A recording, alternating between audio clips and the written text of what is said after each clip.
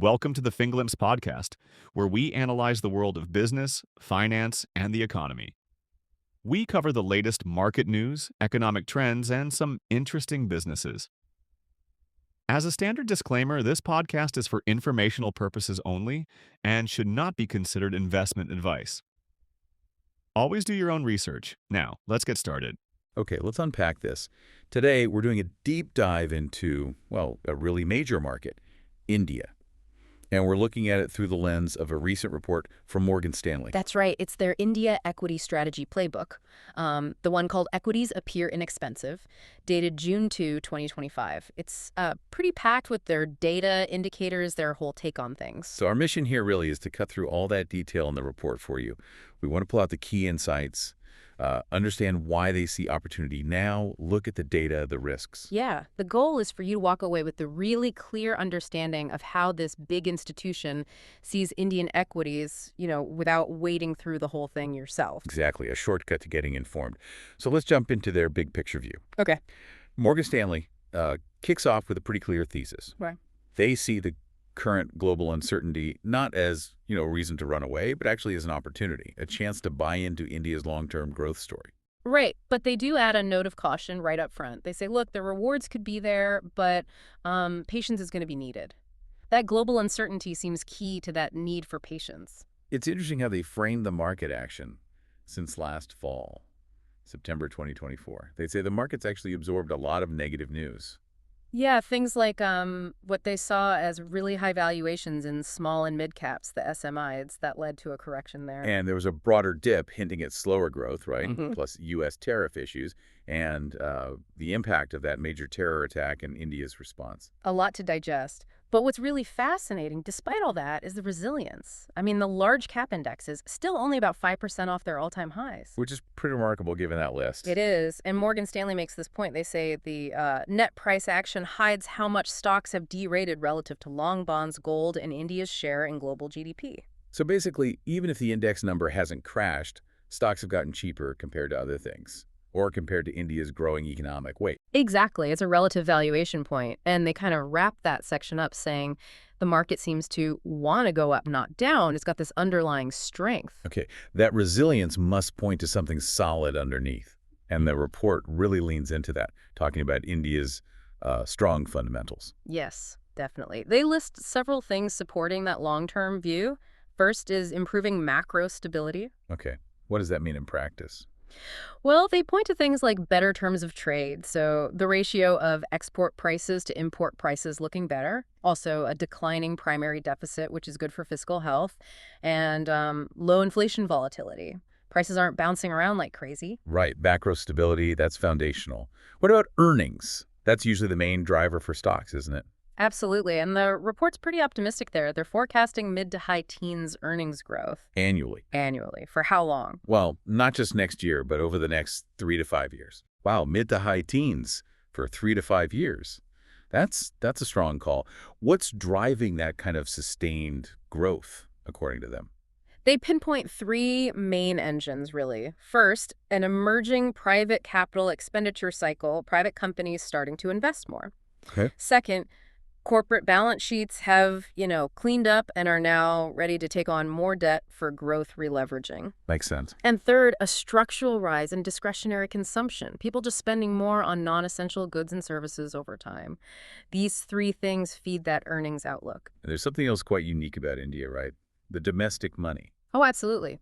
They highlight this reliable flow of domestic risk capital, largely from retail investors. And what's really telling is that these flows, they barely blinked during that recent sell-off we talked about. So it wasn't just hot money running away. No, it really underscores how structural and, frankly, important this domestic participation has become for the market. It provides a cushion. They also mentioned oil prices being helpful. Yeah, ranged oil prices. Basically, stable, moderate oil prices are generally good news for India. Helps with inflation, helps the trade balance. Now, the report does touch on geopolitics. It lists a couple of specific points from recent events that they see as positive factors. We should be clear. We're just reporting what's in the document here. Right. So first they mention India's new doctrine on terror, which apparently frames future attacks as an act of war.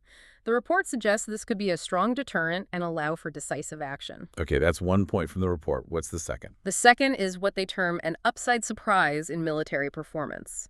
They specifically highlight progress they see in strategy, air combat, navigation, precision attacks. Again, these are observations from the Morgan Stanley analysis. Understood. Just laying out what the report claims contributes to their view. Exactly. And then finally, on flows, they note foreign portfolio positioning is, well, the weakest it's been since they started tracking in 2000, very underweight India. But maybe that's changing. Well, they do see some early signs that this long-standing bearish foreign view might be starting to shift. Maybe. Early days. Okay, so strong fundamentals, Yeah. domestic support, maybe foreigners starting to look again. But Morgan Stanley digs deeper, right? Into specific indicators. Oh, yeah, they have a whole snapshot section. Lots of charts and data points. Let's try to decode some of that. Yeah. What's flashing green according to their indicators? Right, so some are positive. Macro indicators like nominal IIP growth, that's industrial production value, also GDP growth minus the 10-year yield, which kind of compares growth potential to borrowing costs. Okay. And the policy uncertainty index. It fell after the election noise, but it shows stability compared to the rest of the world. So these generally suggest the underlying economy is reasonably healthy. That seems to be the takeaway. Others they flag as positive are nominal GDP growth minus the repo rate and the real policy rate gap with the U.S. They also specifically note that changes in short-term interest rates look like they're pointing towards better equity returns ahead. But, like you said, global uncertainty.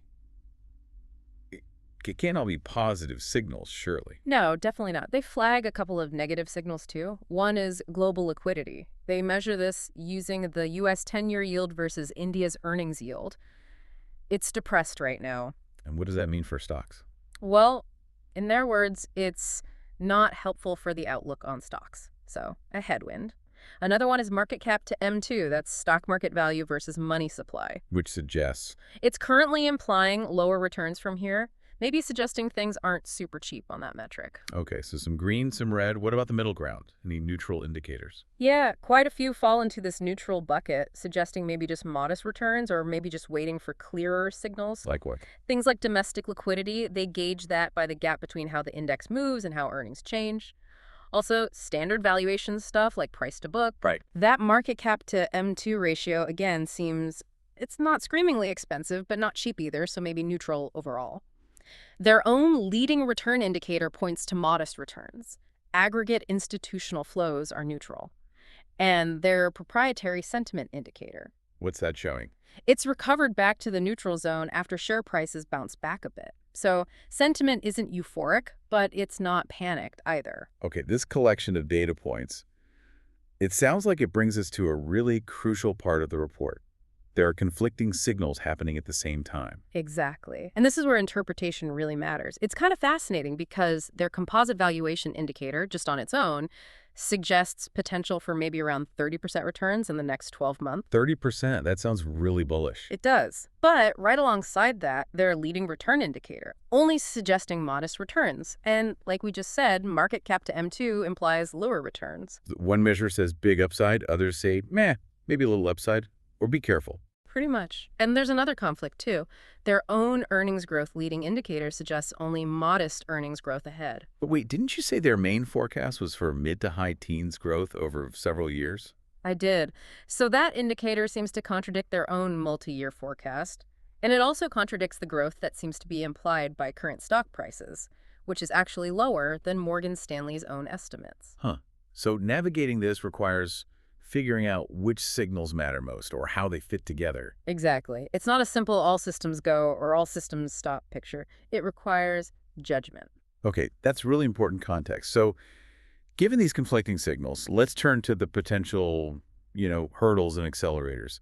What risks and catalysts does the report flag? Well, focusing on India specifically first, potential catalysts they mention include maybe dovish actions from the Reserve Bank of India, like cutting rates. Right. Also potential government stimulus, maybe through GST rate cuts. Progress on a trade deal with the U.S. could be a positive. And just stronger incoming economic data. But it sounds like they think the really big cues might come from outside India. Absolutely. The report is pretty clear that the most crucial signals for the market's direction will likely come from global factors. They specifically point to U.S. policy and global growth rates. Those are key. And other risks. They also list deflationary pressures coming out of China as a risk and just broader geopolitical instability, standard global worries, really. And how does India usually react when global markets get choppy? You mentioned resilience earlier. Right. The report highlights India's typically low beta. Basically, what that means is the Indian market often outperforms or falls less when global markets are weak, like in a global bear market. Okay, a bit defensive then. In a way, yes. But the flip side is it tends to underperform during strong global rallies, a global bull market. It kind of marches to its own beat a bit more than some other markets. Oh, okay, so taking all that into account, the strong fundamentals, the conflicting signals, the risks, the catalyst, this low beta thing, what's the actual portfolio strategy Morgan Stanley recommends? Where should investors look? Their strategy is quite focused. They strongly favor domestic cyclicals Or what? over both defensives and also external-facing sectors, those more tied to the global economy. Okay, breaking that down. Which specific sectors are they overweight and why? Right, they're overweight financials. The reasoning is, well, peaking short rates, expected pickup in credit growth, and still low credit costs. They think non-bank lenders look particularly good there. Financials? Okay. What else? Consumer discretionary. They expect urban demand to recover, boosting overall consumption, and industrials. That's driven by strong government spending on infrastructure capex, plus that emerging private capex cycle we talked about. So banks, consumer spending, building things. Got it. What about the underweights? Which sectors are they avoiding? They're underweight energy and materials. The logic there is their preference for domestic cyclicals, not the global ones. They're getting their cyclical exposure through industrials instead. Makes sense. Any others? Utilities are also underweight, mainly because they lack that cyclical upside they're looking for.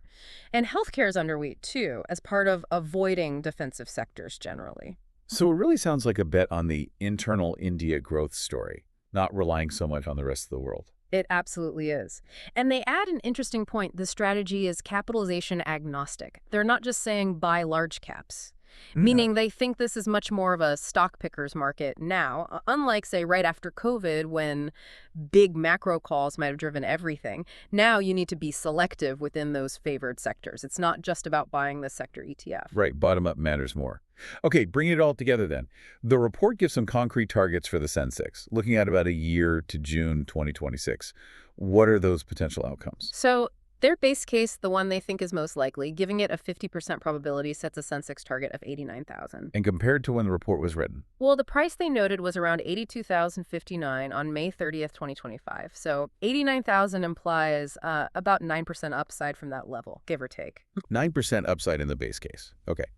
What are the key assumptions behind that scenario? What needs to happen? Quite a few things need to line up. They assume India's macro stability gains continue, especially fiscal consolidation. They need that private investment pickup to happen. Right. They need a positive gap between real growth and real interest rates to be maintained. Robust domestic growth overall. A scenario where the U.S. maybe slows but avoids a deep recession. So a soft-ish landing globally. Yeah, basically. Benign oil prices, no big spikes. A reasonably okay outcome on an India-U.S. trade deal. A modest 50 basis point cut in short rates by the RBI. A positive liquidity. And those domestic retail flows need to keep absorbing supply steadily. That's quite a list. And earnings growth in that scenario. Under that base case, they project Sensex earnings compounding at a pretty healthy 16.8% annually through fiscal year 2028. Okay, so the most likely outcome is decent earnings growth, but only single-digit index upside over the year. What about the more optimistic scenario, the bull case? The bull case gets a 30% probability, and the target there is 100,000 for the Sensex. That would be a much nicer 23% upside from that starting price.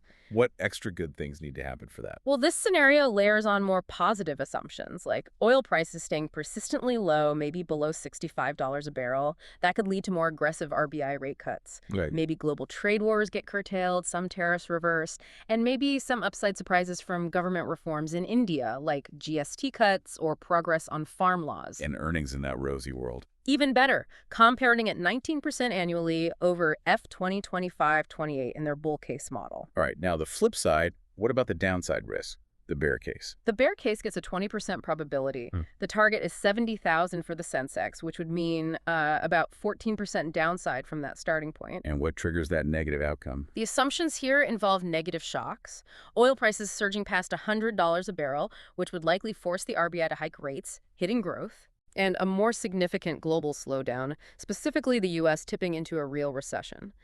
Under that scenario, earnings growth slows down. They model it compounding at 15% annually overall to F2028, but with a particular dip in F2026. And importantly, equity multiples would likely shrink as well, derating. Got it. So base case 9% up, bull case 23% up, bear case 14% down.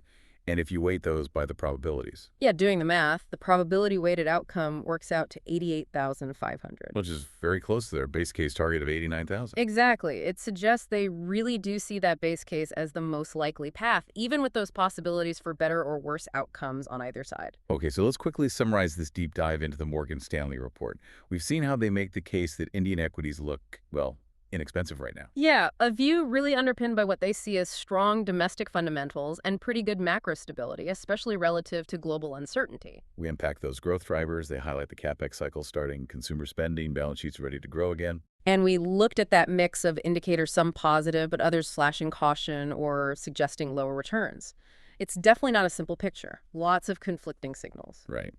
And we covered their portfolio strategy that's strong preference for domestic cyclicals like financials, consumer discretionary, industrials, and avoiding defensives and global-facing sectors. And finally, we laid out those Sensex targets and scenarios for the next year or so, a range from potential solid upside to, meaningful downside, but with that base case pointing to fairly modest returns overall. So hopefully this conversation has given you a really solid overview of this specific institutional view on India, distilled right from their report. Sure, a quick way to get informed on their thinking. Absolutely. And maybe here's a final thought to leave you with. Given that the report's base case is for, well, pretty modest upside over the next year, and they flag significant global risks and point out all those conflicting indicators, How might you reconcile that generally bullish, long-term India story, which many people believe in, with these near-term uncertainties and the mixed data? What does this kind of nuanced, sometimes contradictory analysis tell us about, well, the importance of careful analysis, maybe being selective, and perhaps just having patience when you're navigating complex markets like India right now? Something to think about. That's all for this episode of the FinGlimpse podcast. If you found our discussion insightful, please consider subscribing and leaving a review. We'd love to hear your thoughts and suggestions for future topics. Until next time, stay informed and make smart decisions. Goodbye.